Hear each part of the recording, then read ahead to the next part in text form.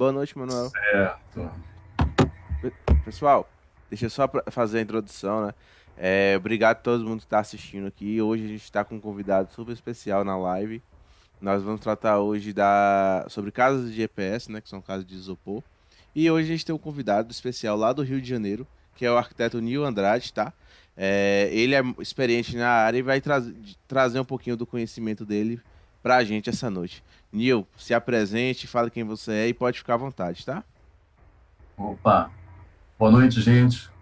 Boa noite, meu nome é Nil Andrade, eu sou o arquiteto que faz EPS. Bem, eu sou arquiteto e urbanista e também sou projetista de estruturas metálicas e projetista mecânico. Bem, quando eu me formei em arquitetura, eu buscava um diferencial e eu encontrei esse diferencial exatamente no EPS. Por quê? Eu não queria ser mais um arquiteto no mercado, a colocar tijolo sobre tijolo, e, ou fazer plantas de decoração. Eu queria, porque eu gosto muito de me envolver em obras. Então eu queria algo diferente. E então eu encontrei o EPS na minha vida. E esse foi basicamente um divisor de águas em que me fez estar buscando conhecimento, estar buscando crescer com essa tecnologia. E nós vamos ver hoje, dentro dessa live,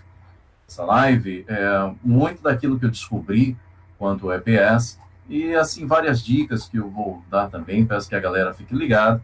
E quem quiser, vou aproveitar logo e pedir, antes que esqueça, que sempre esquece disso, quem quiser pode me seguir no Instagram, arquiteto Nil Andrade. Eu tenho um canal também no YouTube, que é Nil Andrade, o arquiteto que faz EPS. Pode deixar que eu já vou colocar aqui o seu Instagram no chat com o pessoal. Show de bola. Então, posso começar? Pode ficar à vontade, Nil. Ok. Bem, gente, falando de EPS, eu denomino o EPS o caminho para o futuro da construção. Eu não gosto muito desses clichês, porque a gente sempre encontra alguns clichês na vida, e o EPS ele não vai ser o ponto determinante, nem é a única construção para o futuro. O EPS é uma construção que já vem sendo desenvolvida há muito tempo. Existem algumas informações que chegam meio deturpadas aqui no Brasil, de que tem 30 anos, tem 40 anos. Nós vamos ver isso nessa live. Mas o EPS é uma das construções mais sustentáveis que eu conheci nesta minha busca.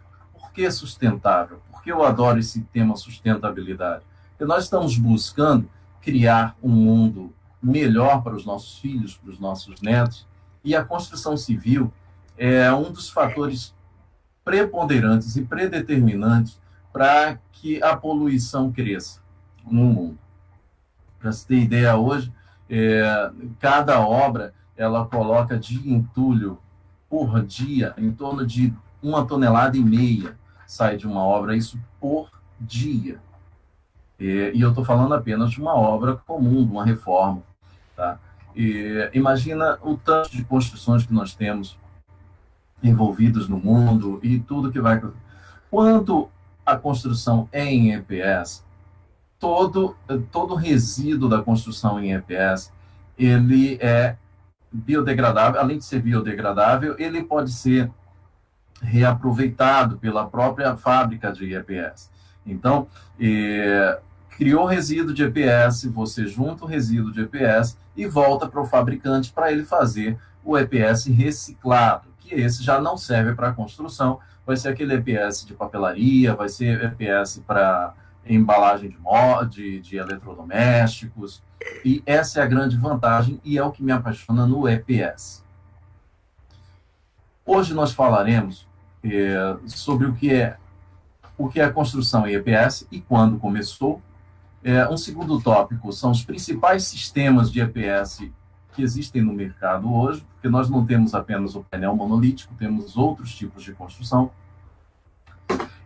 Vamos falar especificamente da construção em painel monolítico. Vamos ver as reais vantagens e desvantagens, porque existem as desvantagens com o EPS em relação à construção convencional. E vamos explicar um pouco sobre economia e fazer um resumo de toda essa live. Tá ok? Tranquilo, Nil, pode dar sequência. Certo. Bem, o que é construção EPS? Quando começou a ser utilizado na construção civil? Podem prestar atenção nessas duas imagens, que são imagens muito antigas. Na verdade, a construção com o EPS, ela começou depois da Segunda Guerra Mundial, quando havia uma falta enorme de materiais, tanto para a construção civil quanto para todas as áreas, eletrodomésticos. Foi uma área assim, porque o mundo voltou todo metal para fazer arma, para a guerra, para sustentar a guerra. E em 1949, se eu não me engano, o EPS foi descoberto. Isso, se não me engano, na Itália, o EPS sendo descoberto, e na Áustria, que é esse primeiro slide, essa primeira foto que tem uma mulher carregando blocos de EPS, ele já começou aí, meados da década de 50, as grandes construtoras da Europa começaram a aplicar e empregar o EPS na construção. Era painel monolítico? Não. Eu não sei quando o painel monolítico começou a ser difundido, mas existiam outros tipos de construção com o EPS, vulgo isopor. E esse anúncio é bem interessante, que ele é de 1957. Logo em seguida, esse anúncio que tem um garoto segurando um bloco relativamente grande, também de EPS, e foi aí que a construção com o EPS começou a se difundir na Europa grandemente. Por quê? Pela vantagem térmica, principalmente por essa vantagem térmica, e pela aceleração, pela celeridade na construção. Então, hoje dizem que no Brasil começou na década de 1980, mas na verdade o EPS chegou no Brasil em 1969. E aí todas as funções que ele tinha eram subaproveitadas, era feito para embalagens, aquela caixa de cerveja, Sim, a caixa isopor, de né? né? A caixa, e ganhou o nome de isopor pela Knauf. E registrou esse nome de isopor, e é muito mais fácil hoje nós chamarmos de isopor do que poliestireno expandido. Com certeza. Ou EPS. O nome veio a calhar, e esse nome é como Bombril, é o nome da marca que ficou. E ficou em nossas mentes, em nossos corações, né? E o início dessa utilização foi realmente em 1969, e o Brasil descobriu recentemente, por volta da década de 80, que poderia aplicar o EPS na construção civil.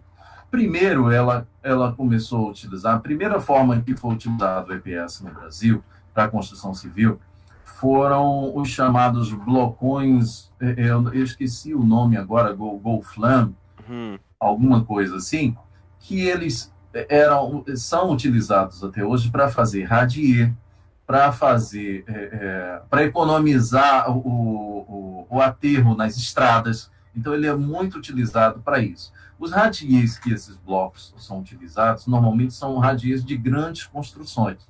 Para pequenas construções, ele não vale muito a pena, porque é um EPS de uma densidade muito alta, e ele se torna caro. Então, para nós, pobres mortais, é mais fácil comprar um caminhão de aterro do que comprar um bloco de EPS com uma densidade de 35 quilos por metro cúbico. Sim. Vai sair muito mais barato. Bem mais barato. Muito mais em conta. E é por isso que nós... Diga. Te cortando rapidinho. Deixa eu fazer... Só para esclarecer o pessoal aqui, quando você falou ali de estrutura monolítica, pessoal, é porque pelo método construtivo do EPS, o Nil pode dizer se eu estou certo, a estrutura monolítica quer dizer o seguinte, que toda a estrutura da casa inteira se comporta como um bloco único. É como se fosse uma coisa só, entendeu? E esses EPS que a gente vê hoje que é utilizado para laje é totalmente diferente do EPS da construção. É assim, o material mesmo, mas a densidade é diferente e a forma de construção é diferente, tá? Só para abrir um gancho aqui. Exatamente. E isso nós vamos ver agora no próximo slide, Eu separei aqui as três principais formas de construção que existem hoje no mercado, com o EPS, que é o painel monolítico, esse primeiro, essa Sim. primeira foto que você vê, o Insulated Concrete Form, o ICF, Uhum. que ele parece blocos de Lego, é uma construção que ele é o inverso do painel monolítico, porque no painel monolítico o concreto vai por fora, o isopor ele é um coadjuvante. No ICF, Hum. o isopor passa a ser uma forma. Ah, E o Blocon, que é algo inspirado no painel monolítico, mas a sua forma construtiva é semelhante ao empilhamento de tijolos, ao assentamento de tijolo. É, hum. então eu vou falar de trás para frente, porque eu quero finalizar com o painel monolítico, ok? O Ok. Blocon, o Blocon são placas de 90 por 90 centímetros de EPS. É um EPS que ele é todo envolto de uma malha que conhecemos como malha pop, eu chamo de malha treliçada, Uhum. mas é mais comumente conhecida como malha pop. E normalmente o Blocon é uma malha de 20 por 20. Esses blocos eles são empilhados um sobre o outro de forma trançada como tijolo, né? Mas qual a debilidade desse sistema, na minha opinião? Cada bloco desse pesa em torno de 45 quilos. Então, se para um pedreiro já existe uma dificuldade enorme de manipular, de manusear um tijolo de 2,5 kg, né? Sim, sim, Já sim. deixa o camarada ali com os braços bem fortes se ele precisar ir para a academia. Uhum. Imagina um pedreiro manipulando, manuseando um bloco de 45 quilos até formar uma parede de, por exemplo, 10 metros quadrados. É uma forma muito mais acelerada de construir do que o tijolo convencional, sim, porque cada bloco desse equivale a 16 tijolos. Mas em peso também ele se comporta semelhante. Você já compra este bloco com concreto pré-moldado, ele Hum. já vem com uma camada de concreto, você apenas vai passar uma fita sela trinca em volta dele, passar a argamassa e acabou. A sua parede está pronta. Ah, então é Detalhe, bem mais rápido. ele é bem mais rápido. Hum. Detalhe, ele não é estrutural, então ele precisa utilizar vigas e pilares. Ah, tá. Então, Esse bloco basicamente, não é estrutural. Ele é basicamente de fechamento. então basicamente aí, pessoal, o que o Nil tá falando é o seguinte, esse modelo Blocon, é, ele vai funcionar para substituir apenas o bloco, né? Então você ainda vai precisar de toda a parte da estrutura, como vigas, como pilares e todo o resto, e aí seria apenas como fechamento. A vantagem desse sistema aí, né, Nil, é por conta do questão térmica, conforto térmico aí nesse sistema é maior. Exatamente. E a aceleração na montagem. Ele é muito rápido de montar também. E um pouco difícil de aprumar, diga-se de passagem. Ele utiliza a massa polimérica, tá? O Argamassa assentamento polimétrica, né? dele é feito com massa polimérica. Então, por isso que é muito rápido Ah, é, a sua montagem. entendi. Bem, o ICF, ou conhecido também como ICF aqui no Brasil, ele é inspirado em blocos de Lego. Então você pega Hum, esses blocos, ele monta perfeitamente, só que dentro de cada brecha dessa, de cada furo que ele tem nesse bloco, você precisa preencher de concreto. tá. Eu não acho um sistema que seja barato, porque utiliza muitos vergalhões, e vergalhões de 8 ou 10 milímetros, a depender Do do projeto. porte da obra, né? Do porte do projeto. Então, o que torna caro? Você precisa utilizar um concreto usinado. Muita gente faz aquele concreto ali na betoneira ou no chão, mas não é o mais indicado. O mais indicado é um concreto usinado. Uhum. Principal deficiência desse tipo de sistema: você não consegue modificar paredes de lugar. Se a dona Maria um dia resolve fazer a cozinha em conceito aberto, toda a estrutura da casa será abalada para que você consiga tirar uma parede dessa. Então, o projeto tem que ser muito bem pensado, porque ele não poderá Hum. ser modificado. Um outro problema é um dos sistemas que mais apresenta fissura, porque ele não tem uma malha envolvendo o BPS. Então, Tá. toda a massa que é lançada sobre ela corre o risco de trancar. Então, você tem que utilizar muitos aditivos, fazer uma combinação perfeita desses aditivos para dar um acabamento legal com essa obra. Mas é uma obra que mostra também bastante patologias. Ah, tá. Então, basicamente, se a gente for comparar com o sistema convencional, esse sistema ICF, né, ICF, pode-se dizer que o ICF, quer dizer, esse sistema pode ser muito bem comparado a aqueles alvenaria estrutural, correto? Seria o mesmo Sim, sim, conceito. sim. Só. Segue o mesmo conceito de alvenaria estrutural. Eu gosto muito desse sistema para a construção de piscinas. Eu acho que ele é o mais eficiente, porque o revestimento já vai direto nele, você tem uma Hum, estrutura muito robusta com o concreto que é colocado sobre ele. A cada 3 tijolos empilhados, você coloca um vergalhão transversal, criando assim uma malha de ferro em uhum, toda essa estrutura, entendeu? faz Então, eu sentido. acho que para piscina, para muros de arrimos, ele é a melhor alternativa que tem. Ele é o mais forte de todos Assim, os sim, sistemas. seria o mais adequado, de fato. Exatamente.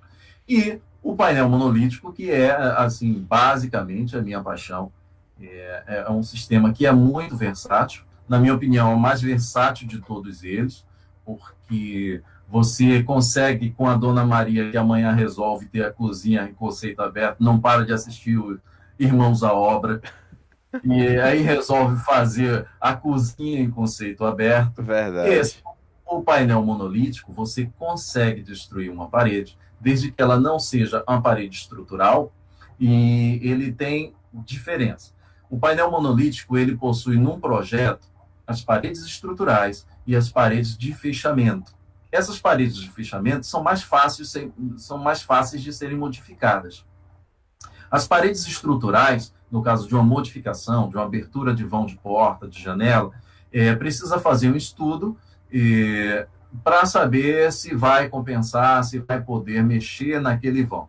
No Uhum. caso de modificar aquela parede de lugar, é só fazer uma nova parede estrutural, substituindo aquela, e pode demolir aquela com um martelete de 5 quilos, que não vai causar dano nenhum à estrutura. Para você ter ideia, o painel monolítico é tão forte que uma casa construída em painel monolítico, ela não consegue ser dinamitada. É, é verdade. Não pode dinamitar ela, porque ela toda é uma estrutura. Como você bem Sim, falou no início da live, ela, o painel monolítico quer dizer que é um bloco só e sim. toda essa estrutura está entrelaçada. Então você tem um grande bloco de concreto que está completamente interligado. Laje, radier, alvenarias, toda a fundação e toda a estrutura da casa está interligada, e é por isso que, no caso de uma implosão, Uhum. Não não faria consegue efeito. fazer, não faz Não efeito faz algum. efeito. Por quê?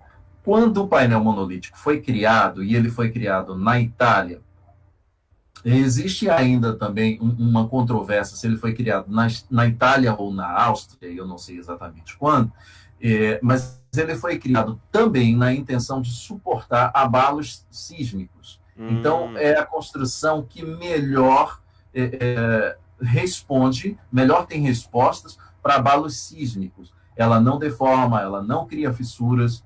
Por quê? Porque a sua base é um radier. Então, se você tem um lajedo de 20 centímetros, de 25 centímetros, ou até de 30 mesmo, a depender do projeto, um lajedo nessas proporções, mesmo que o solo se movimente, este lajedo vai se movimentar junto com o solo, de forma uniforme, numa sim, forma uniforme, e não como uma viga baldrame, em que vai sofrer recalque diferencial, que é por sim. isso que ele suporta bem o abalos sísmicos.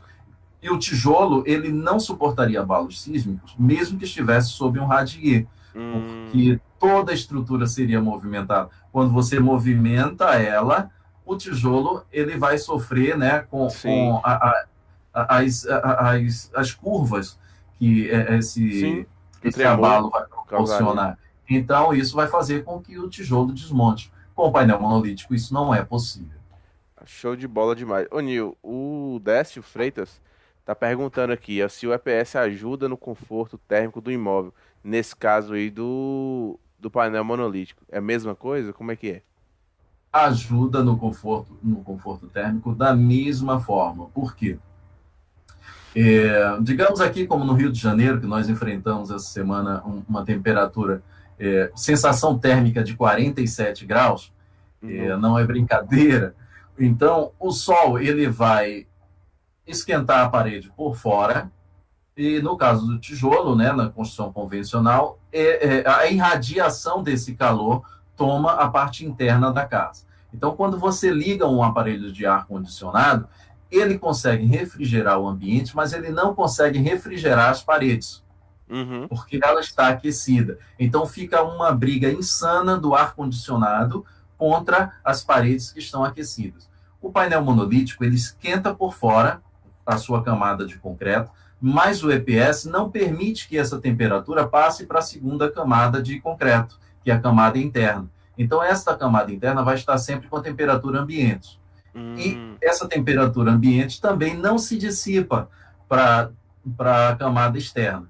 Então, quando você liga um ar-condicionado, ele vai levar no máximo metade do tempo para ambientar aquele vão e vai manter ele com a mesma temperatura, porque não existe mais a guerra de temperatura com a parede. entendi. Então, além de ser econômico no ponto de vista construtivo e ser mais rápido, ele também economiza na energia elétrica, né? Porque tem ar-condicionado. Aí que entra a sustentabilidade do sistema. O que Uhum. é sustentabilidade? É o ato de um objeto, de um sistema, seja lá o que for, quando damos o nome de sustentável a esse sistema, quer dizer que ele proporciona facilidades ecológicas sobre outros sistemas. E essa é uma das vantagens, em que ele vai te fazer economizar energia e é a sua vantagem sobre o sistema a longo prazo. Porque todo Hum, sistema ele tem que ser comparado. Quando nós falamos de custo-benefício, acho que eu tive uma conversa dessa contigo hoje, e nós vamos uhum. ver lá na frente que eu coloquei propositadamente uma situação em que o EPS sai mais caro do que a construção convencional.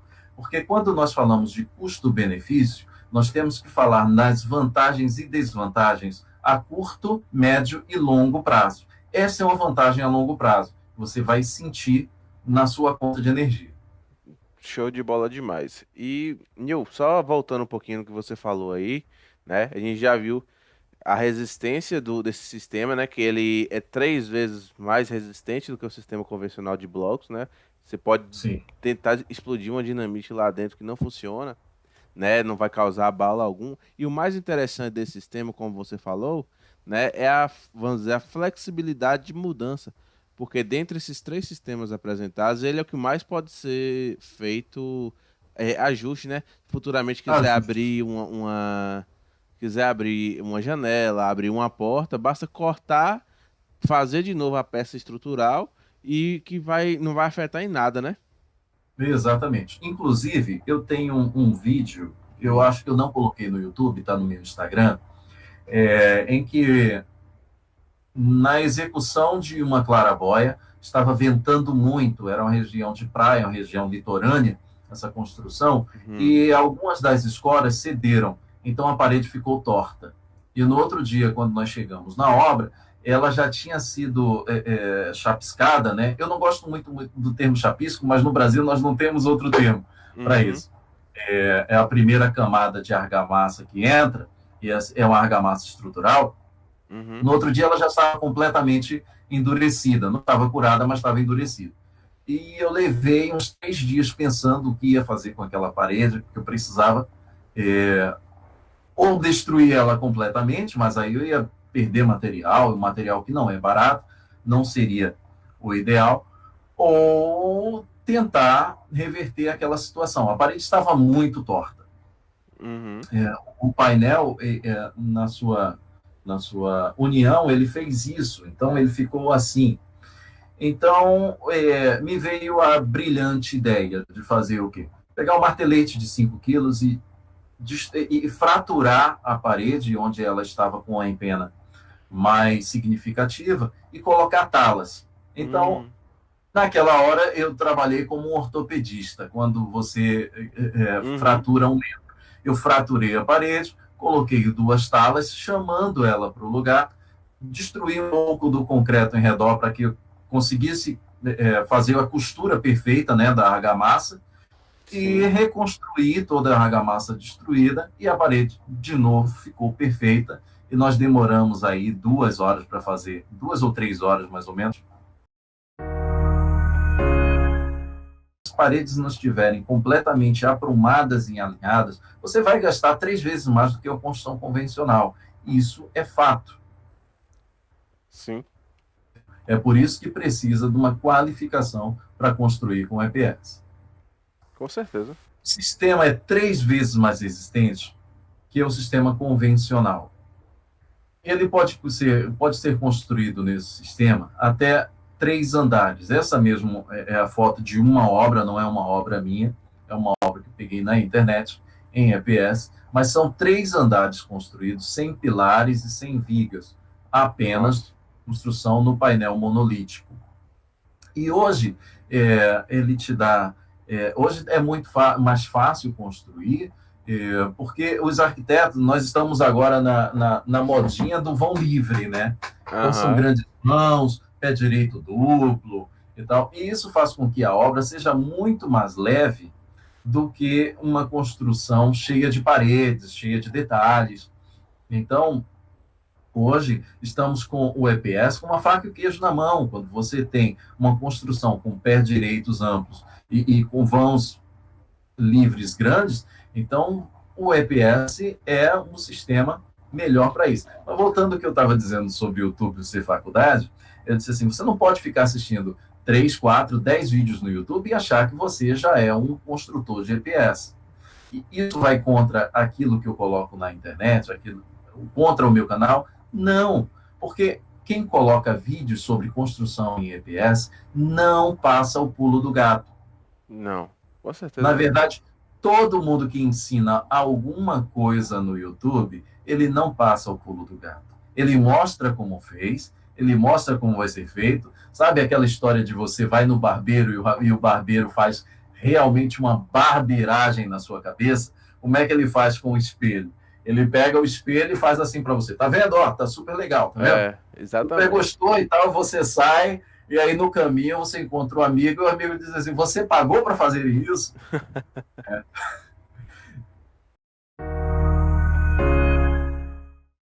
Então, a gente parou aonde?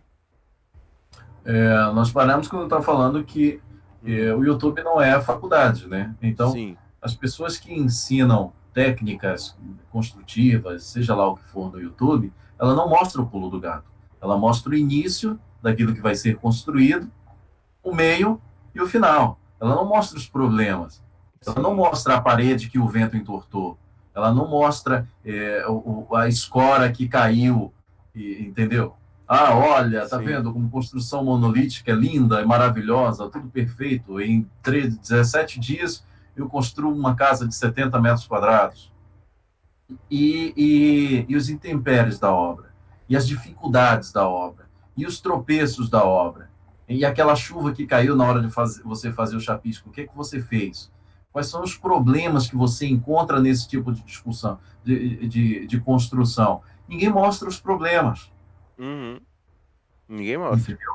E aí, quem vai construir achando que viu Olha, ele me mostrou projetando na parede com um compressor e uma pistola de ar, dá para projetar daquela forma. Aí você vai lá no Mercado Livre, compra um compressor, R$ 3.000, você compra uma pistola de projetar argamassa e vai.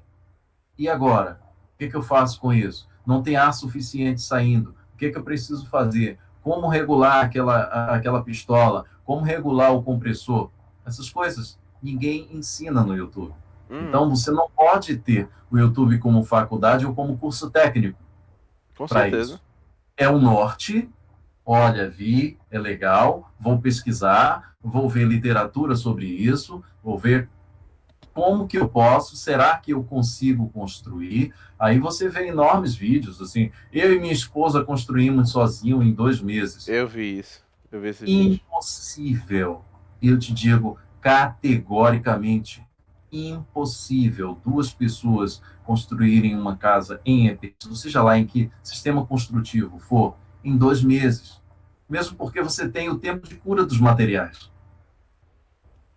Não é verdade? Com Somente certeza. uma laje vai levar 25 dias para curar, para você Sim, tirar as esporas. sim. Então você não vai levar esse tempo, 37 dias, para preparar essa casa, 2 meses para deixar essa casa linda, maravilhosa. Não vai, não existe mágica. E uma outra coisa que eu costumo dizer, que as pessoas que assistem vídeos como esse no YouTube, elas querem ver vídeos assim. Tá vendo aqui? Isso aqui se chama varinha mágica. Ela solta pó de pirlim-pim-pim. Tá vendo? Essa parede não está pronta. Eu vou balançar ela 5 vezes, mas tem que ser 5 vezes para noroeste, tá? Balança ela 5 vezes para noroeste. Pá, pá, pá, pá, pá, puf. Parede pronta. Olha, vou comprar uma varinha mágica. Eu vou balançar ela 5 vezes virado para noroeste e vai aparecer uma parede na minha frente. Aí você vê lá 3 milhões de likes, 500 mil inscritos e tal. Mas se você pega, olha, uma parede de EPS tem que ser construída assim, você tem que fazer o radier e Sim, trazer informações técnicas. E aquele vídeo é assistido 20 segundos. com Esse cara é muito certeza. chato, não presta. É. Isso aqui não presta, muda. Eu vou lá pro cara da varinha que solta pó de pirlim-pim-pim, que vai ser mais fácil. Uhum. E não É, é. né? Tem toda a E não é. complexidade. E não é. Aí você vai lá, compra, custa quanto uma varinha mágica? Custa 3 milhões. Ah, mas eu vou ter uma casa com a varinha mágica. Então vou comprar ela por 3 milhões. Aí compra e aí fica balançando. Eu não devo estar na Noroeste, vou comprar uma bússola. Né? Né? O Entendi. brasileiro gosta disso. Né? É Sim. essa a questão. Pegar atalhos. Exatamente. Uhum. Então vamos falar um pouco de sustentabilidade. Para que uma obra seja sustentável, ela tem que basear 3 pilares, que são os pilares lógicos. É o pilar ambiental, essa construção não pode causar danos ao meio ambiente. O EPS faz isso. Antes diziam que o EPS fazia mal ao meio ambiente, porque ele utilizava gás CFC na sua composição, na sua Hum, fabricação, na verdade.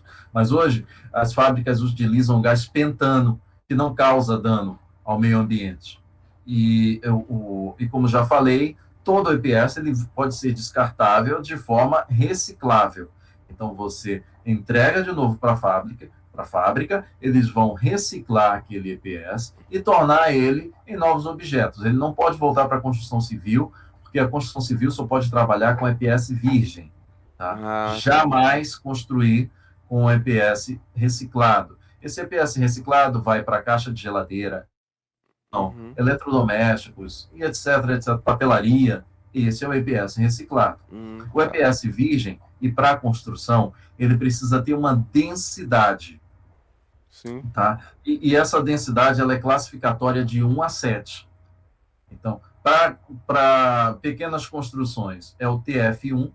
Para construções de porte médio, eu utilizo TF2 ou TF3, a depender do projeto, e assim sucessivamente até chegar no TF7, que são os blocos para fazer entulho, né, que servem como entulho para estradas, para passar caminhão, para passar carreta, e Entendi. passa melhor do que o entulho. Entendi. Então, Show de esse é o bola. primeiro pilar de sustentabilidade do EPS. O segundo pilar tem que ser social, e o pilar social ele tem que ser acessível às pessoas. Então, como um pilar social, hoje no Brasil, o EPS, por exemplo, teve um último aumento de 40%. Então, eu costumo dizer que o mal do Brasil é o brasileiro, não é Uhum. verdade? Sim. Quando você está numa crise, alguém se aproveita daquela crise para ganhar dinheiro em cima de quem está vivendo a crise, de quem está sofrendo com a crise. Então, o EPS como todo material de construção civil, sofreram uma alta aí de 40% nos últimos meses. E isso praticamente inviabilizou qualquer obra, não só a obra do EPS. Aqui no Rio de Janeiro, em março, por exemplo, de 2020, um saco de cimento custava R$16, R$18 sendo entregue em casa. Ou seja, cobravam R$2 de frete por saco. Hoje, Nossa. ele já chegou a custar R$32 e baixou. Hoje você compra ele por R$27, ou seja, R$11 a mais do que custava antes da pandemia. E por que isso? Ah, está faltando matéria-prima. Gente, como que está faltando matéria-prima?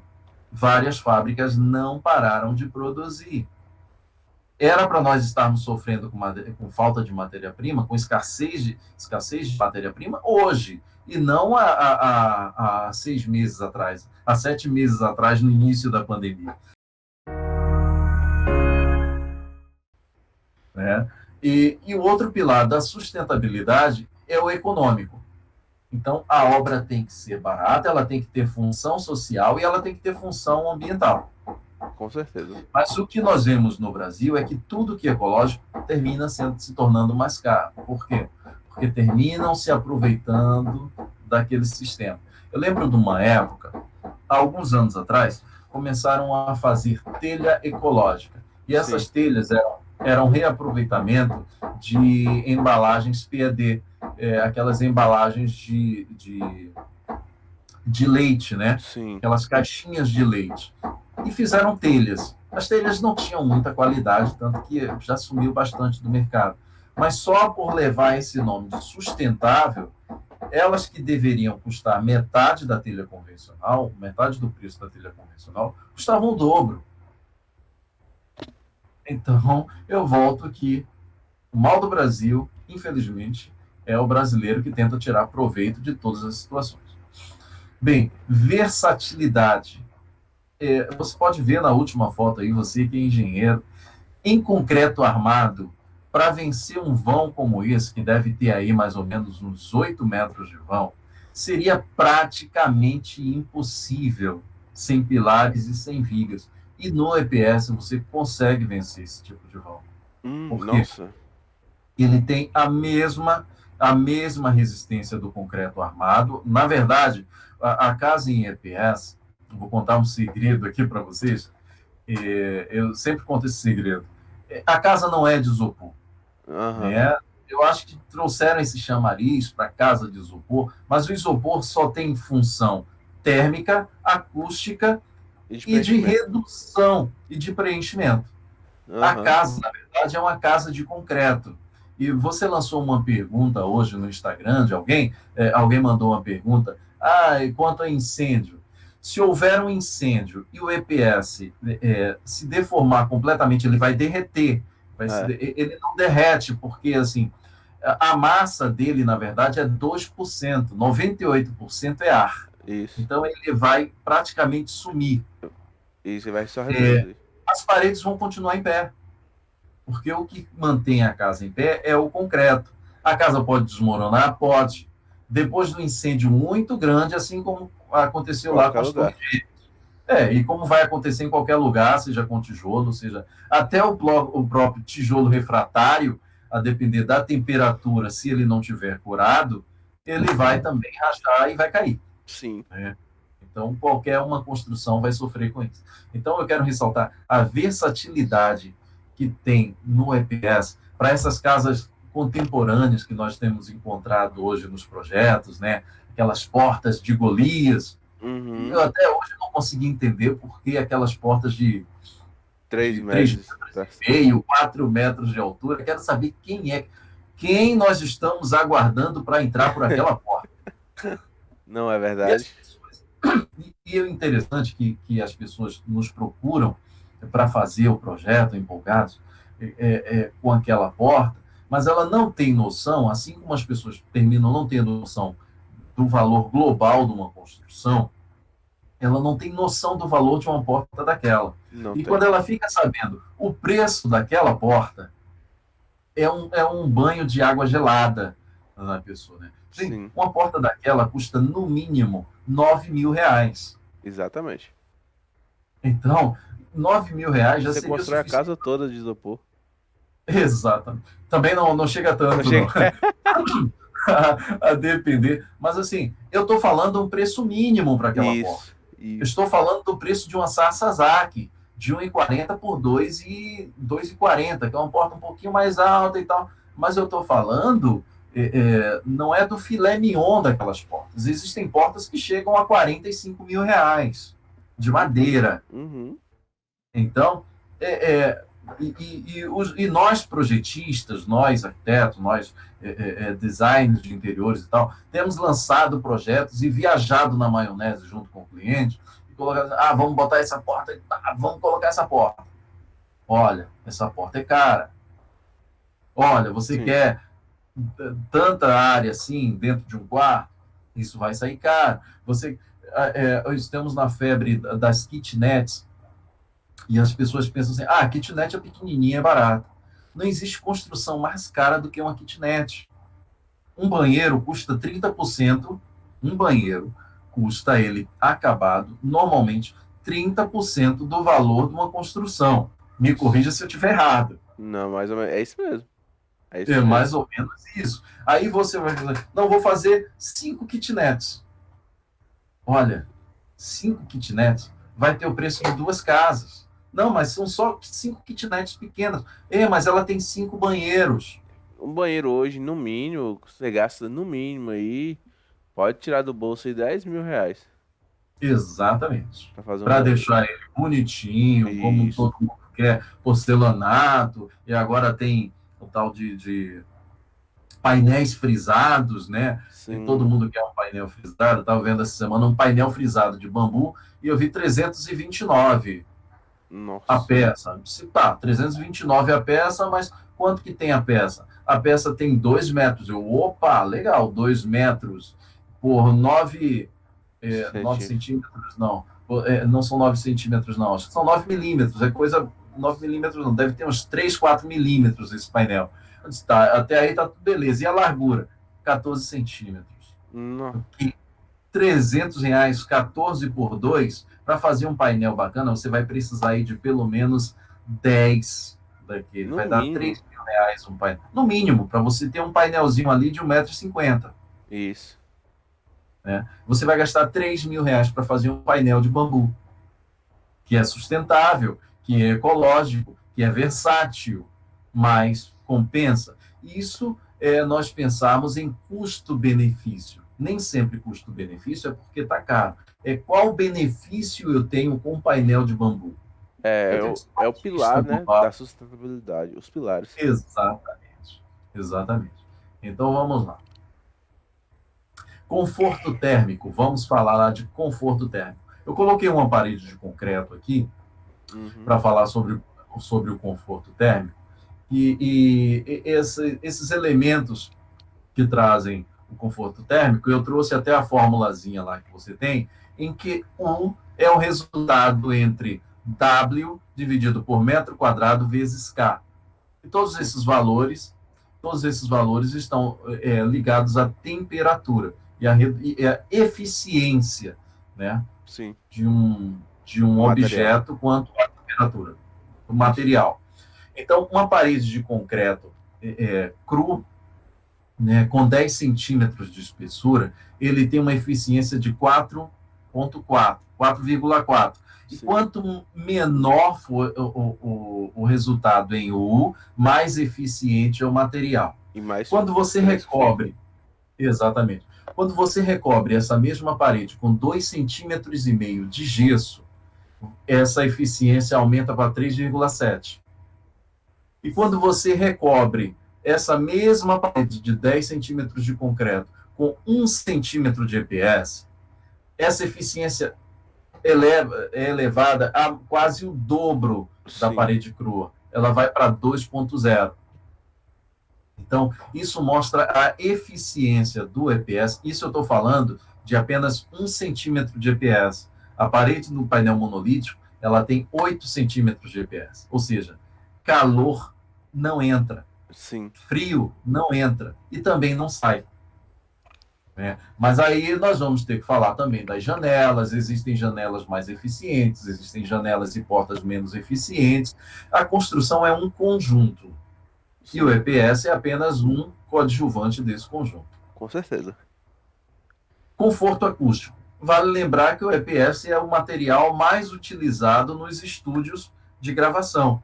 Então, normalmente as paredes são primeiro revestidas de EPS, depois elas são revestidas de camurça e depois elas são revestidas com outro material, que pode ser madeira, pode ser, tem um vidro também que é bacana para conforto acústico. Agora, o conforto acústico ele se dá de acordo com a densidade do EPS. Então, mais conforto acústico, maior a densidade. Maior a densidade, mais caro vai ser o EPS. Com certeza. Tá?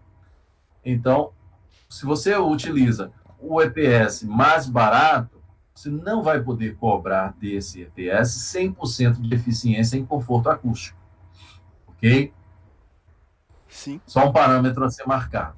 E a economia do sistema, que onde que o sistema economiza? Geralmente o sistema ele economiza na mão de obra por conta do tempo, mão de obra e tempo. Por quê? Imagina que você está morando de aluguel e você tem 2 meses para entregar a casa em que você está morando. Mas você tem um terreninho lá para construir a sua casa.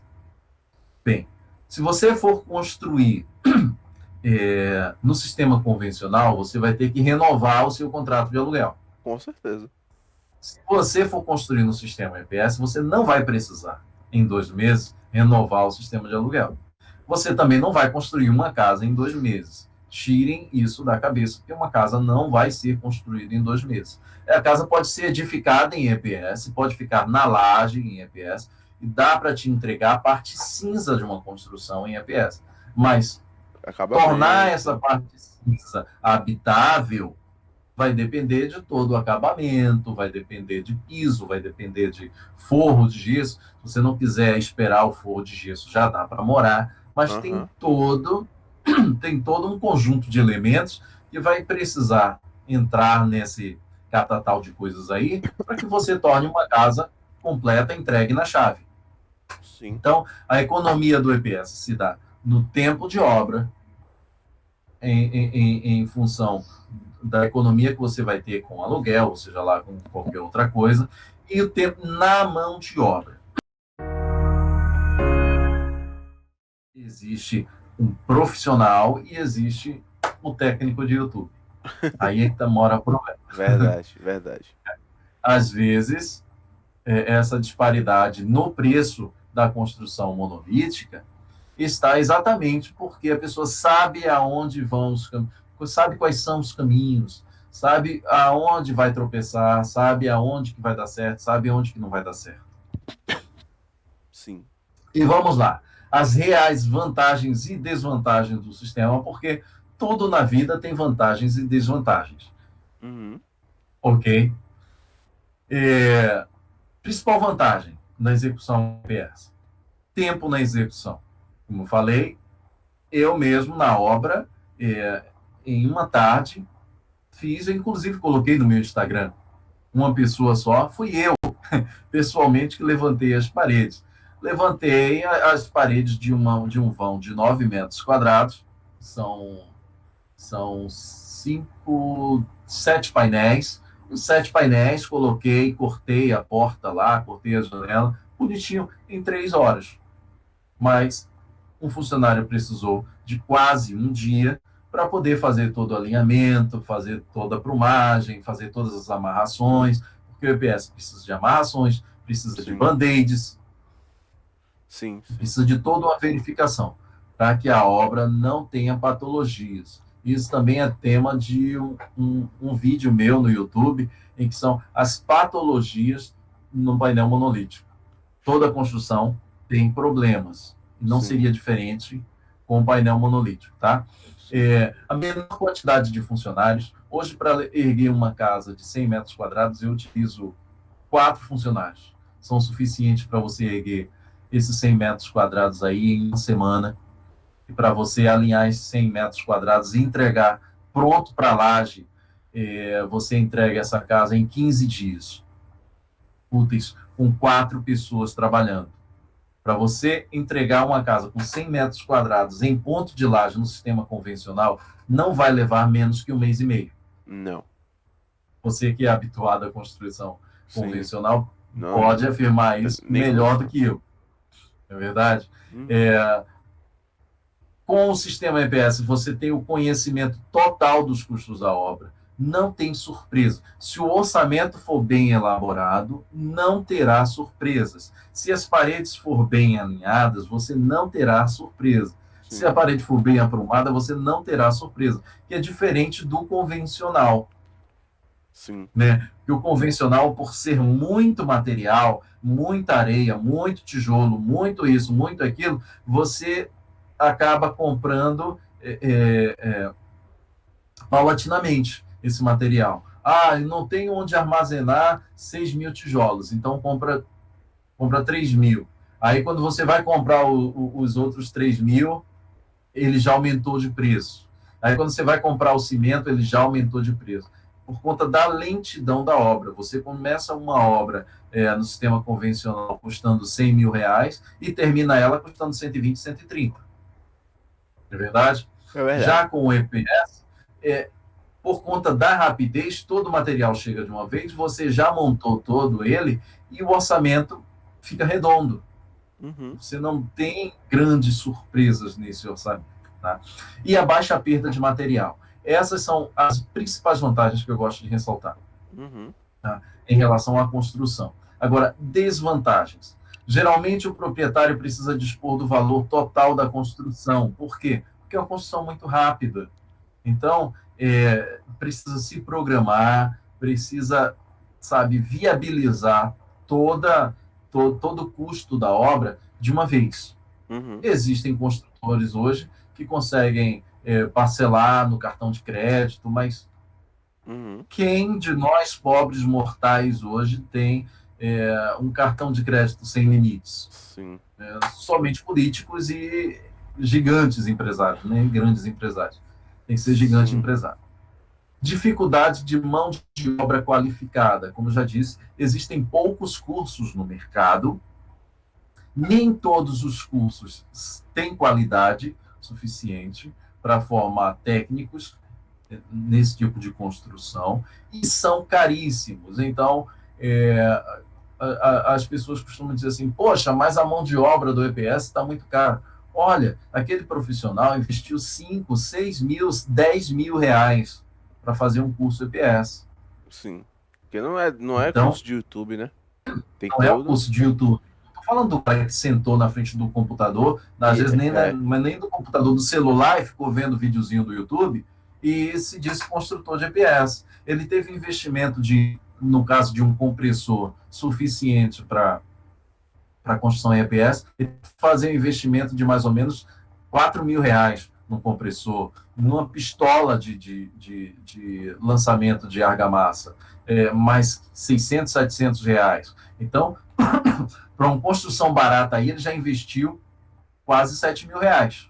Sim. Ele tem que ter réguas de nível longas, ele tem que ter metalon, ele tem que ter gabaritos. Tudo isso o cara tem que investir. E é um investimento complexo. É diferente de um pedreiro que vai investir no nível que custa R$36, um prumo que custa R$25 e uma colher de pedreiro que custa 37. Isso. Ele não gastou nem R$150 em material. Então já começa uma diferença grande por aí. Ele é um pouquinho mais profissional, resolveu comprar um projetor de argamassa profissional. Custa o mais barato do mercado hoje, 15 mil reais. Louco. Te dá celeridade? Te dá. Você consegue, com uma máquina dessa, fazer 200 metros quadrados de embolso dia. Você coloca 3 pedreiros atrás de um projetor de argamassa, você consegue fazer 200 metros quadrados de parede por dia.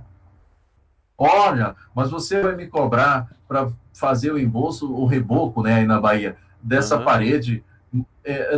Você vai fazer em um dia e o João ali, o seu Benedito, mas o seu Benedito vai usar uma colher de pedreiro e um prumo. Eu vou utilizar três, três pedreiros e um lançador para te entregar em um dia. É justo? Não é? E tal? Fica aí para pensar, né? Sim. Os investimentos e a celeridade que você ganha Tem um preço a se com pagar, né? tudo que preço a se pagar. Então, profissionais com pavor do novo, seja pedreiro, seja ajudante, seja arquiteto, seja engenheiro, todos esses profissionais no Brasil têm medo do novo. Aham. É para rebocar essa parede? Eu cobro R$ 25 no metro quadrado. Ah, mas é em EPS? Ah, não. Aí eu cobro R$ 40 no metro quadrado. Por quê? Ele acha que aquele EPS de teto, que quando ele joga massa, cai na cara dele. Aham. Quem resolve rebocar o teto, normalmente ele vai jogando e na quinta colherada, todas as que ele deu, todas as Cai. quatro, caem no rosto do pedreiro. Porque não Não, colocar aditivo também, né? exatamente, porque não colocaram aditivo e às vezes por conta da gravidade até mesmo o aditivo não resolve. Mas Sim. assim, não é aquele EPS. O cara, ele não sabe exatamente com o que está lidando, então ele acha que vai passar por essa dificuldade e por isso ele vai cobrar um preço mais alto. Então, hoje eu faço uma campanha para que os preços sejam mais justos, mas o preço ser justo não quer dizer que vai ser mais barato, porque existe um investimento por trás de tudo isso. E esse investimento tem que ter retorno. Não adianta fazer um investimento e não ter retorno desse investimento. Então, quando a gente fala em custo-benefício de uma obra é quando a obra é boa para todas as partes, e Sim. não apenas para um. E a falta de entendimento da proposta do sistema. Eu conversei contigo também hoje, mais cedo. A proposta básica do sistema monolítico não é a economia, não é ser mais barato. Lá fora, não se vende um monolítico porque ele é mais barato. Aqui no Brasil, nós temos e precisamos realmente de sistemas mais baratos. Mas a principal proposta do sistema monolítico é você ter uma obra ecológica, é você ter uma casa confortável, é você ter uma casa em tempo mais rápido, entendeu? Essa é a proposta básica. E junto com isso vem a economia, que Sim. geralmente é proporcionada exatamente pelo tempo de execução da obra.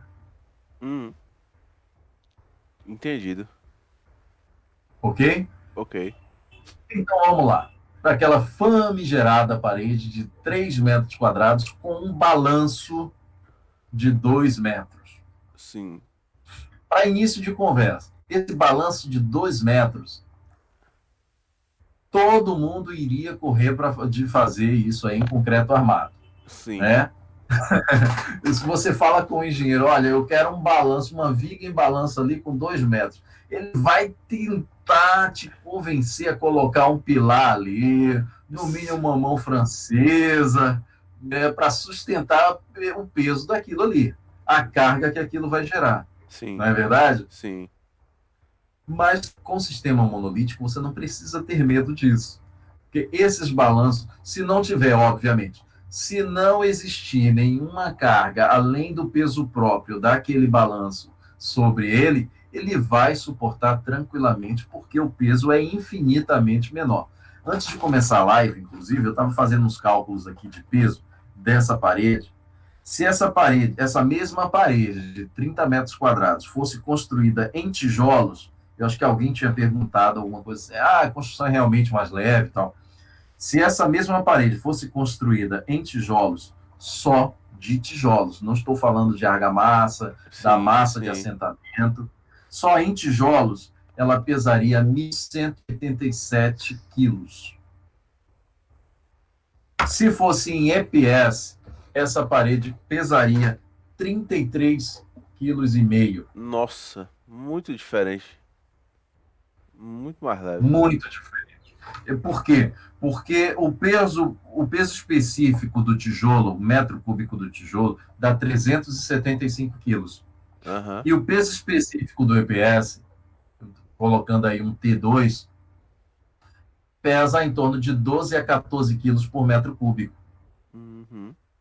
Então, é uma disparidade muito Muito grande. grande, muito grande. Então, propositalmente, eu fiz esta parede porque eu sei que é uma situação que o SPS perde de lavada para a construção convencional. E só no final eu vou te explicar por quê. Painéis para construir essa parede custariam R$ 3.080. Mão de obra R$ 2.400. Gastaria com essa parede aí 24 sacos de cimento, que dá em torno hoje, estou falando preços de Rio de Janeiro, tá? Sim. R$ 648. Aditivos, esse é o aditivo específico que eu uso, daria R$ 336 o custo aí de aditivo para essa parede. 3 metros cúbicos de areia e uma verga de 10 milímetros, afinal nós precisamos dar sustentabilidade àquele balanço. Então, essa parede aí teria um custo total de R$ 6.467 e ela seria construída, quando eu falo ela construída, embolsada, pronta para você colocar, pintar, Sim. em 4 dias. 4 dias seria o suficiente para construir essa parede com essa mão de obra aí. Uhum. Agora, falando da mesma parede em sistema convencional. Tijolo, gastaria-se R$ 480 em tijolo. Mão de obra, R$ 3.000. Apenas 7 sacos de cimento para levantar e para embolsar, bem menos. 3 metros cúbicos de areia, a R$ 270. Aditivos, normalmente nem se usa e pode até não usar, mas se você utilizar apenas a areia para levante, você vai precisar de aditivos, porque ela não tem liga. Sim. Então, precisa usar aditivos, dá R$ 98 de aditivo. 4 colunas 7 por 20 de 10 milímetros, daria R$ 560. Mais 10 sacos de cimento para fazer a estrutura dessa parede. Sim. 1 metro cúbico de pedra, R$ 90. 24 tábuas de 30 centímetros, isso eu estou falando de uma construção de forma correta, não é aquela construção em que o pedreiro chega do lado do tijolo e chapa a tábua e levanta um pilar de 9 centímetros de largura com as ferragens aparecendo. Estou falando aí de um pilar mínimo exigido pela NBR. Isso. Tá? Que é de 15 por 25. E 2 vergalhões de 10 milímetros para fazer o reforço estrutural. Eu acho que gastaria até um pouco mais, tá? Uhum. Para fazer aquela estrutura ali em balanço. Então, isso aí custaria em torno de R$ 5.697 e levaria um tempo aí de execução de 9 dias. Mas esse balanço não estaria pronto para ser utilizado, porque ele levaria aí mais 22 a 25 dias para a cura total do concreto. Sim. Bem, Nil, então, tá vendo que é melhor construir no sistema convencional e ficou R$ 700 mais barato fazer no sistema convencional? É, bacana. Só que você está esquecendo que essa parede, para ficar em pé, precisa de base, precisa de uma estrutura por baixo. E aí é que vem a diferença no sistema de construtivo. Para fazer essa parede aí, nós precisaríamos aí de 3, se tivermos um engenheiro na situação, vamos precisar apenas de 3 furos, de 3 buracos para fazer 3 sapatas. Uhum. Se for apenas o pedreiro vai precisar aí de 4 ou 5. Exatamente. Não é? Uhum. Eu trabalhei com um engenheiro que ele diz assim, o pedreiro acerta no erro. Uhum. Porque ele vai lá e eu já vi construir, o cara lá fez com 3, então eu vou fazer com 5, porque se ele fez com 3, dá para eu fazer com 5. E não é. Ele não vai fazer o cálculo se dá para fazer com 3, né? Ele não sabe fazer esse cálculo. Então ele termina acertando no erro, porque o 3 que o engenheiro iria calcular e colocar ali, ele coloca 5 bem robustas e supre a necessidade. Com isso, você gasta muito mais material, com isso você gasta muito mais dinheiro do que contratando um engenheiro para fazer o cálculo disso aí. Exatamente. E te dá a proporção correta dos materiais. Então, o que faria Agora, para que o EPS ficasse mais barato, exatamente a fundação. Porque Ah, eu vou precisar criar sapatas, eu vou precisar de mão de obra para cavar os buracos, eu vou sim. precisar encher os tocos das sapatas, eu vou precisar fazer viga baldrame, e nesse cálculo aqui não tem nada disso, Uhum. não tem a fundação.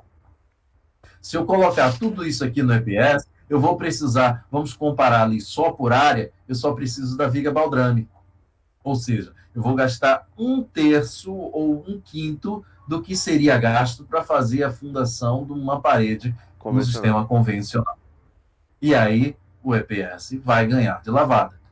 Ah, show de bola demais. Deixa eu te fazer uma pergunta. Aquele tanto Pois de não. cimento que gasta ali para uma parede como essa, tá envolvido ali por conta que vai fazer o lançamento da argamassa dos dois lados para fazer o reboco em buço? É isso? É, essa quantidade de cimento que tem aí parece uma quantidade absurda e se você compara com o sistema convencional, é uma quantidade absurda de cimento, porque num aparelho como essa, você usaria um reboco aí de 3x5, 3x6. Alguns pedreiros vão utilizar aí até 3x9, né? Aham. Aquele reboco que você passa a unha E e arranca. o reboco sai junto com a sua unha. E, então, gasta bem menos saco de cimento. A argamassa para o EPS é a mesma fórmula de concreto, é 3x1. Ah, tá. Por isso essa quantidade de cimento. Lembra que é monolítico? Então é um paredão de concreto. Entendi. É um paredão de concreto. Bem, eu utilizo, em alguns casos, quando vou fazer sobrado, eu utilizo pó de pedra em substituição da areia, e aí também a proporção também é 3x1, mais os aditivos. E quando a obra não é sobrado, é térreo ou mandar apenas, ou a carga não é elevada sobre aquela construção, eu utilizo diretamente a areia e aí eu faço a argamassa,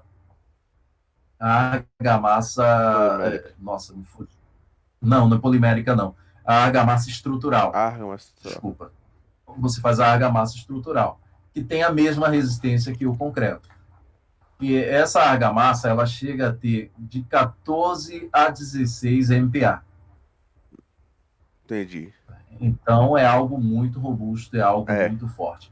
Para uma parede monolítica entrar ela se romper, né? Se você pegar uma parede monolítica e colocar numa prensa e prensar ela, para que ela faça isso que esse papel está fazendo, é necessário uma força de, no mínimo, 21 toneladas. Tem que ser muito. Mas para que isso? Isso é muito. Nós temos aí numa residência uma carga fixa de em torno aí de 10, 12 toneladas. Sim, Então, para que haja um rompimento das paredes, isso eu estou falando de uma parede com a medida específica e não de um conjunto. sim. Precisa do dobro da carga convencional. É por isso que o EPS ele se sustenta sobre 3 ou 4 andares. Tem gente que fala aí 4 andares, eu não arrisco falar 4 andares, porque eu não sou calculista. Se eu fosse calculista, arriscaria sim, Aham. porque tem material para isso. Tá? E é por isso que ela se comporta dessa forma, porque não é um reboco. Aí o camarada assiste um videozinho no YouTube e vai jogar lá um reboco convencional com uma argamassa lá. Eu vou deixar um pouquinho mais forte, vou fazer 7x1. Nossa, né? E essa casa vai cair. Entendeu? É um reboco que nós demos o nome de reboco somente pelo processo, mas é uma argamassa estrutural. É o concreto lançado. É, porque as pessoas falam. Quando a pessoa vai ver o vídeo, acha que é isso que você falou. Não, daqui agora pra frente é só chegar e mandar o pedreiro fazer o reboco normal e entrar pra dentro de casa. E não é bem por aí. Exatamente, exatamente. Eu já encontrei pessoas que dizem assim: ah, mas o reboco não é o reboco normal? Não. A pessoa achava que a argamassa estrutural era somente no chapisco. Uhum. O chapisco, primeiro, o chapisco não é um chapisco comum. O nosso chapisco comum ele tem de 3 a 5 milímetros no máximo. Sim. O chapisco de uma parede de EPS, ela tem que ter no mínimo 1 centímetro.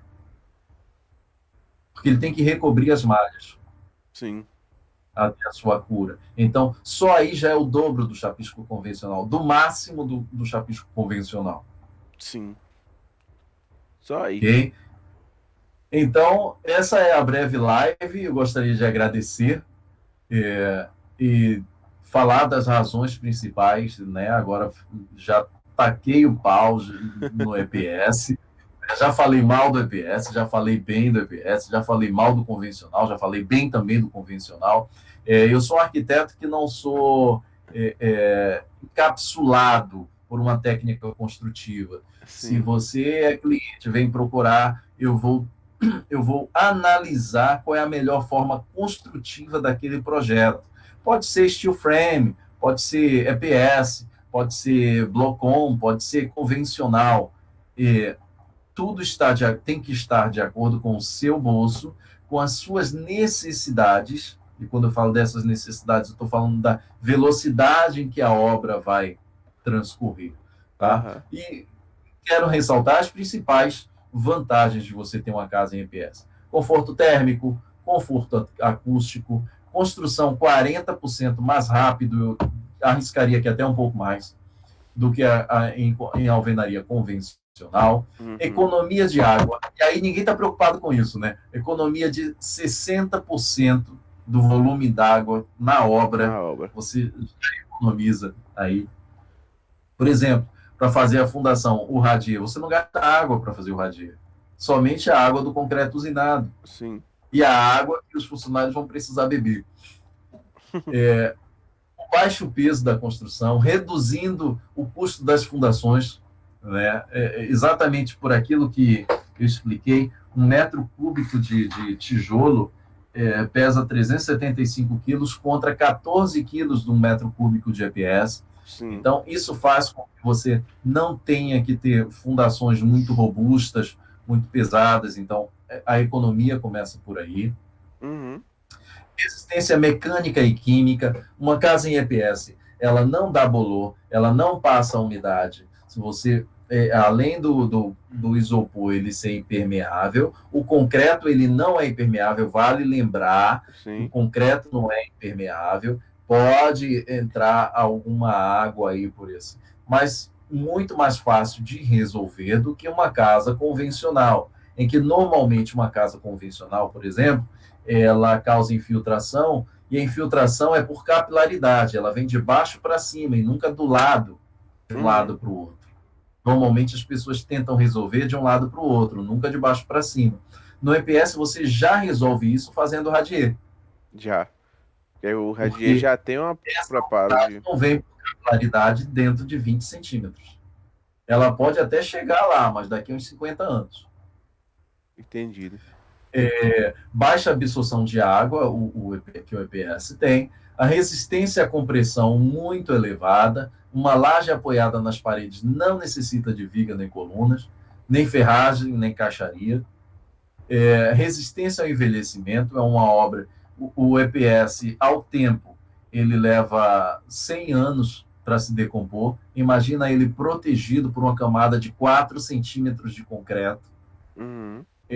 Baixa condutividade térmica, né, que já está lá no conforto térmico, não contamina o solo, mesmo que você lance o EPS no rio, no mar, na mata, ele não vai contaminar o solo, ele não vai contaminar o lençol freático, ele não vai contaminar o rio. É um objeto que você retira fácil daquela situação. Não é como uma garrafa PET que vai afundar no rio.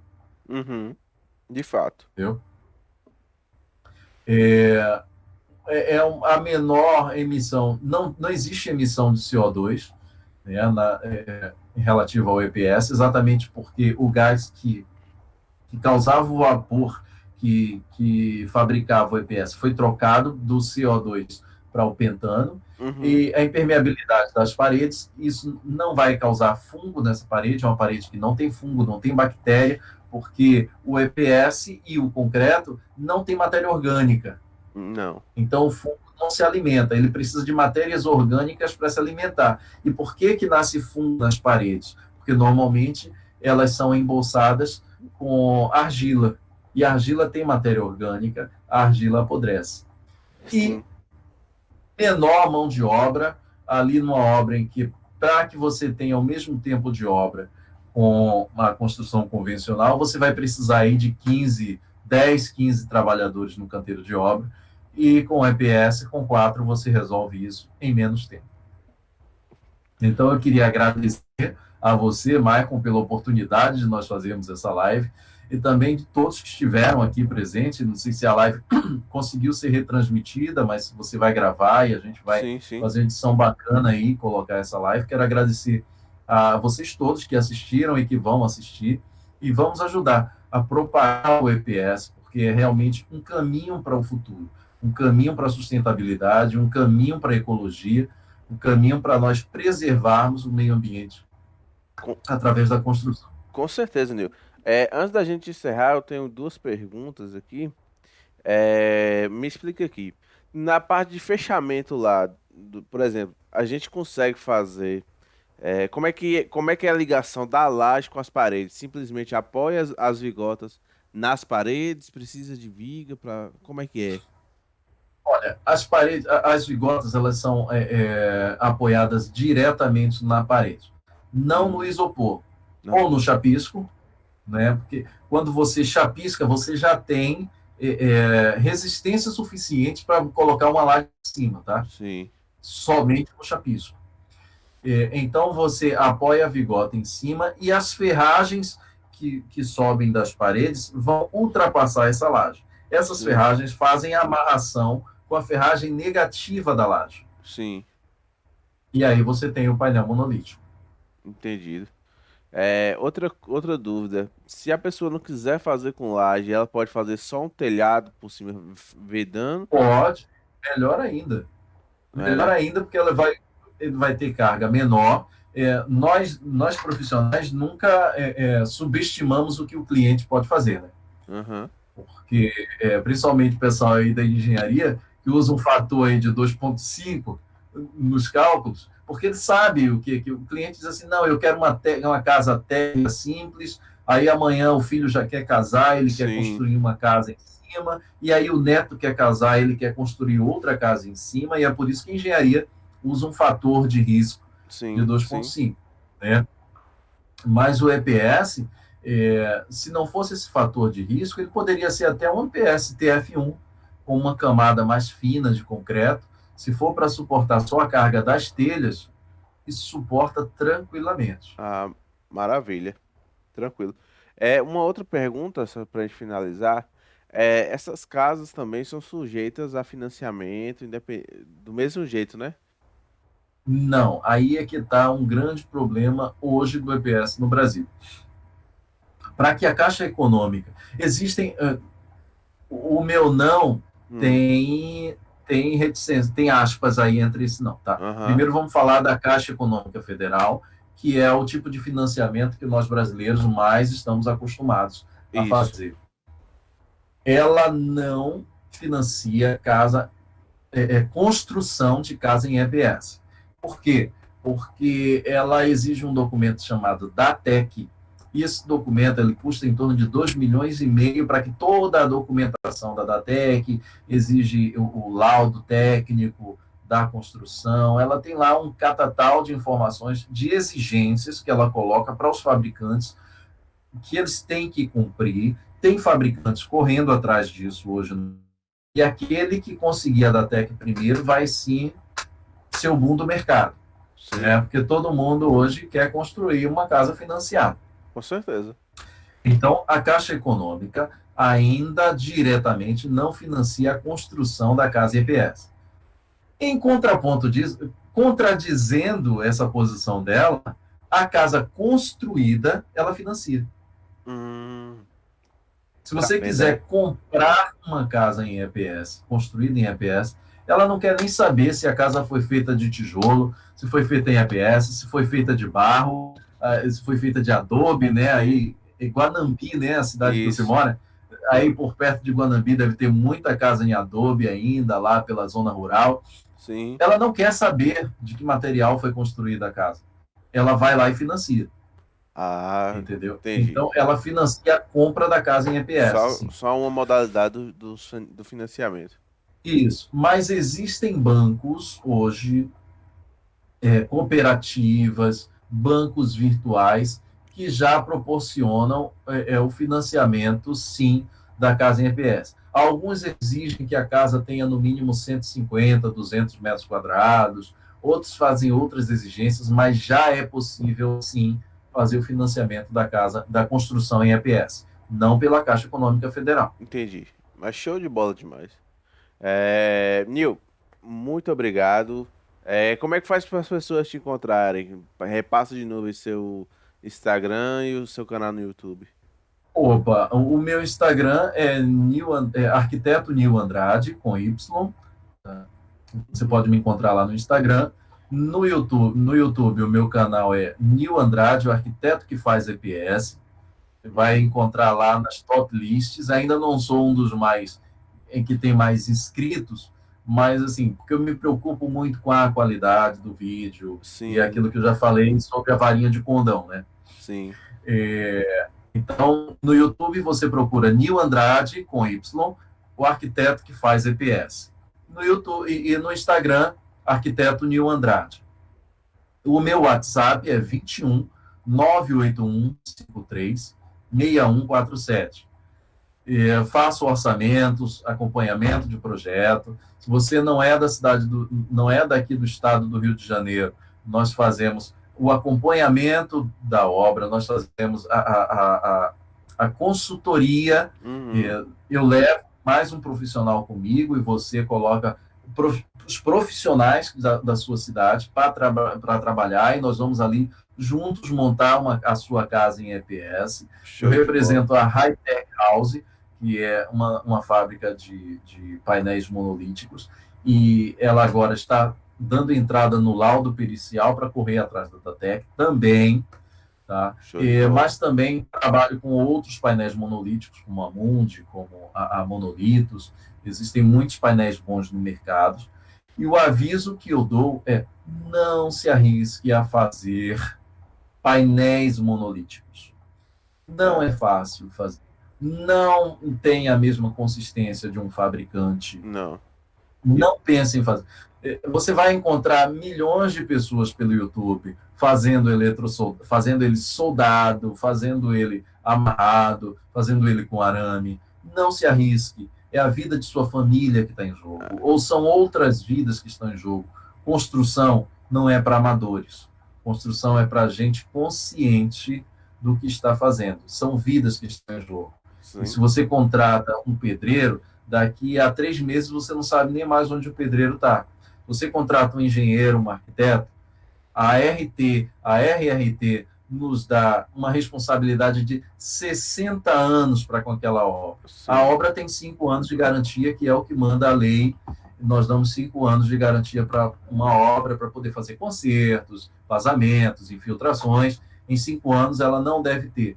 Mas o nosso nome está sobre aquela obra por 60 anos. O que acontecer com aquela edificação é a nossa responsabilidade. Sim. Então é bem diferente você tratar o seu Benedito ali na esquina e o seu Benedito chegar, às vezes, mamado de cachaça na sua obra e fazer o que quer. Uhum. E vale lembrar também, né, que os próprios ganchos de amarração, eles devem ser industrializados. Eles não podem ser simplesmente dobrados em obra, né, porque só essa dobra ali manual já acaba com a resistência desses ganchos. É, teoricamente. É, Na verdade, existem, para os painéis monolíticos, a maioria dos fabricantes no Brasil fazem a dobra e não a solda. Por quê? isso, a dobra, isso. A máquina de solda é incrivelmente caro e pouquíssimos fabricantes hoje fornecem painéis eletrossoldados. Tá? Existe até um vídeo meu em que eu era contra esses painéis manufaturados, mas existem laudos técnicos hoje. Eu fui derrubado, essa minha opinião não foi derrubada pelo achismo, foi derrubada por laudos técnicos apresentados por empresas responsáveis e confiáveis de que a dobradura de determinado material ocasiona tal resistência. Existe um laudo técnico para essas empresas que comprovam que eles podem ser manufaturados. Agora, não se arrisquem em fazer essa manufaturação em casa. Não, é isso que eu quero dizer. Não vai dar certo. É isso que eu quero dizer. Ele não pode ser feito em obra, tem que ser feito pela indústria. Pode ser feito as obras, Exatamente. mas pela indústria. Exatamente. Nil, muito obrigado, cara. É um prazer, né, ter te recebido. Foi muita informação, muita informação relevante. Eu te agradeço. A gente teve um probleminha inicial na live, mas a gente vai estar corrigindo para as próximas, tá? E muito obrigado a você que veio, né? As pessoas que assistiram esse vídeo. E a gente vai estar trazendo muito mais material e conteúdos interessantes aqui nesse canal, tá? Muito obrigado e uma ótima noite para você. Eu que agradeço. Uma boa noite a todos. Uma boa noite para você também, Mário. Tchau, tchau, Nil. Quando precisar, estamos aqui. Na hora, vamos marcar outros encontros aí, porque